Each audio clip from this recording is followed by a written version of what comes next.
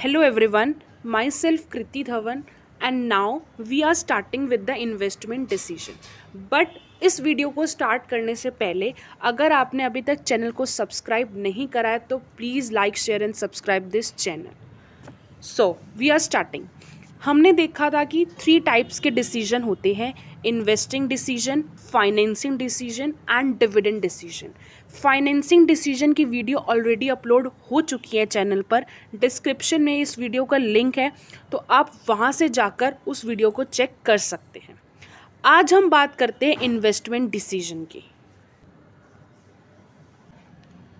हम कहाँ इन्वेस्टमेंट करें, कहाँ पर अपने पैसे को लगाए जहाँ पर हमें ज़्यादा से ज़्यादा रिटर्न मिले, हमें ज़्यादा से ज़्यादा प्रॉफिट हो, इस चीज़ को डिसाइड करना होता है इन्वेस्टमेंट डिसीजन।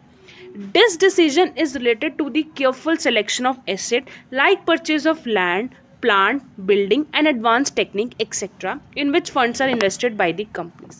जैसे कि इस एग्जाम्पल में है, हम इन 4 चीज़ों में से कहाँ इन्वेस्टमेंट करें, हम लैंड में इन्वेस्टमेंट करें या हम प्लांट या बिल्डिंग में इन्वेस्टमेंट करें या फिर एडवांस टेक्निक में इन्वेस्टमेंट करें, हम कहाँ इन्वेस्टमेंट करें जहाँ हमारा प्रॉफिट मैक्सिमाइज हो, इस चीज़ को डिसाइड करना कहलाता है investment decision.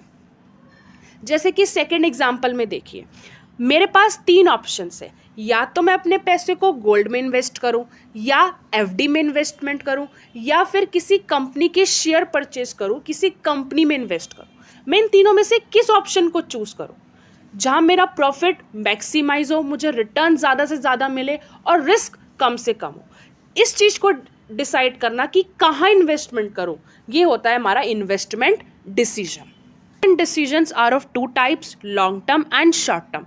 Long term investment decision is known as capital budgeting decision and short term investment decision is known as working capital decision. अब इन्वेस्टमेंट डिसीजन 2 तरह के होते हैं, लॉन्ग टर्म और शॉर्ट टर्म। इसके बारे में हम अपनी नेक्स्ट वीडियो में सेपरेटली पढ़ेंगे, बट अभी हम सिर्फ एक छोटा सा ब्रीफ में इंट्रो लेते हैं इसका। शॉर्ट टर्म, जिसको हम वर्किंग कैपिटल भी कहते हैं, यहाँ पर हम अपने पैसे को छोटे समय के लिए, शॉर्ट पीरियड के लिए इन्वेस्ट करते हैं। यहाँ पर हम करंट एसेट में इन्वेस्ट करते हैं अपने डेली एक्सपेंसेस को फुलफिल करने के लिए, इसे हम कहते हैं short term. And long term होता है जहाँ पर हम अपने पैसे को लंबे समय के लिए, लॉन्ग पीरियड के लिए इन्वेस्ट करते हैं। यहाँ पर हम करंट एसेट में नहीं, फिक्स्ड एसेट में इन्वेस्ट करते हैं, तो इसे हम कहते हैं लॉन्ग टर्म इन्वेस्टमेंट डिसीजन। अब हम कुछ फैक्टर्स के बारे में पढ़ेंगे जिसको हम इन्वेस्टमेंट करने से पहले कंसिडर करते हैं। मींस जब भी हम अपने पैसे को इन्वेस्ट करेंगे तो इन फैक्टर्स को कंसिडर करते हैं। First is cash flow of the project. When a company takes investment decision, it analyzes the inflow and outflow of the cash from that project because a huge investment is made in that project. Company जब भी किसी project में invest करती है, सबसे पहले उस project से मिलने वाला आउटफ्लो और इनफ्लो ऑफ कैश देखती है कि इस प्रोजेक्ट से हमें कैश का कितना इनफ्लो होगा और कितना आउटफ्लो होगा, कितना हमारे पास कैश आएगा और कितना हमारे पास से कैश जाएगा। और इन द लास्ट कंपनी उसी प्रोजेक्ट में इन्वेस्ट करती है जहाँ पर कैश हमें ज़्यादा से ज़्यादा मिल रहा है, जहाँ पर कैश का इनफ्लो ज़्यादा है। फॉर एग्जाम्पल, हमारे पास 2 प्रोजेक्ट्स हैं, project A and project B. Project A से हमें 15,000 का कैश इनफ्लो हो रहा है और प्रोजेक्ट बी से हमें 10,000 का कैश इनफ्लो हो रहा है। तो आप किस प्रोजेक्ट में इन्वेस्टमेंट करेंगे? ऑब्वियसली ए में, बिकॉज वहाँ से हमें कैश का इनफ्लो ज़्यादा हो रहा है। सो ये पॉइंट यही कहता है कि जहाँ पर हमें कैश का इनफ्लो ज़्यादा होगा, हम वहाँ अपने पैसे को इन्वेस्ट करेंगे, हम वहाँ पर अपने पैसे को लगाएंगे। Now second factor is rate of return. It means the company compares the earning capacity of different project and at last best project is selected. For example, project A having 20% expected return and project B having 15%. So project A should be selected. ये point ये कहता है कि किसी भी project में investment करने से पहले हम ये देखते हैं कि उस प्रोजेक्ट से हमें कितना रिटर्न मिलेगा। इन द लास्ट जिस भी प्रोजेक्ट का रेट ऑफ रिटर्न ज़्यादा होगा, हम वहाँ पर इन्वेस्टमेंट करेंगे, हम वहाँ अपने पैसे को लगाएंगे। फॉर एग्जाम्पल, 2 प्रोजेक्ट है, project A and project B. Project A से हमें 20% का रिटर्न मिल रहा है और प्रोजेक्ट बी से हमें 15% का रिटर्न मिल रहा है, तो आप कहाँ इन्वेस्टमेंट करना चाहोगे? ऑब्वियसली जहाँ पर रेट ऑफ रिटर्न ज़्यादा होगा, जहाँ पर हमें बदले में इंटरेस्ट ज़्यादा मिल रहा है, सो आप चूज करोगे प्रोजेक्ट ए, बिकॉज वहाँ पर रेट ऑफ रिटर्न ज़्यादा है। तो ये पॉइंट यही कहता है कि जहाँ पर भी रेट ऑफ रिटर्न ज़्यादा होगा हम वहाँ पर अपने पैसों को इन्वेस्ट करेंगे, हम वहाँ अपने पैसे को लगाएंगे। Now, third is risk involved.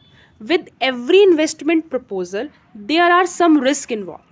So, the company must try to calculate the risk involved in every proposal and should prefer the investment proposal with lower degree of risk. हम जब भी कहीं इन्वेस्टमेंट करते हैं तो उसमें कुछ ना कुछ रिस्क तो अवेलेबल होता ही है, तो कंपनी का काम होता है उस रिस्क को कैलकुलेट करना।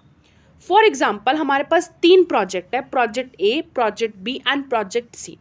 कंपनी देखेगी कि प्रोजेक्ट ए में कितना रिस्क है, प्रोजेक्ट बी में कितना रिस्क है एंड प्रोजेक्ट सी में कितना रिस्क है, और इन द लास्ट कंपनी उसी प्रोजेक्ट को सेलेक्ट करेगी, कंपनी उसी ऑप्शन को सेलेक्ट करेगी जहाँ पर रिस्क कम से कम होगा।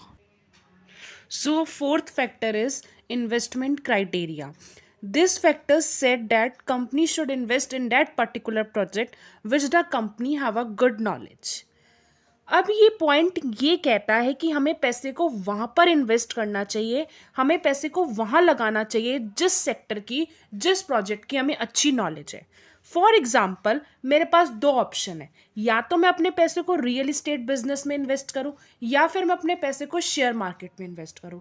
रियल इस्टेट बिजनेस की मुझे अच्छी नॉलेज है बट शेयर मार्केट की मुझे अच्छी नॉलेज नहीं है, तो मुझे कहाँ पर पैसा इन्वेस्ट करना चाहिए? ऑब्वियसली मुझे अपना पैसा रियल इस्टेट बिजनेस में इन्वेस्ट करना चाहिए, बिकॉज उस सेक्टर की, उस प्रोजेक्ट की मुझे अच्छी नॉलेज है, मुझे पता है वहाँ पर रिस्क को कैसे मिनिमाइज करना है, मुझे पता है वहाँ प्रॉफिट को कैसे मैक्सिमाइज करना है, तो वहाँ पर मैं अच्छे से काम कर पाऊंगी। तो ये पॉइंट यही बोल रहा है कि कंपनी को भी उसी प्रोजेक्ट में इन्वेस्ट करना चाहिए जिस प्रोजेक्ट की कंपनी को नॉलेज है। So before selecting a project, these all points should also be considered. These all are the point of investment decision. I hope these all points are clear to you. But still, if you have any doubt, then please put your queries in the comment box and I will definitely get back to you. And please also don't forget to like, share and subscribe this channel because this is very, very important. This gives me a lot of motivation. Okay guys, thank you so much for your love and support.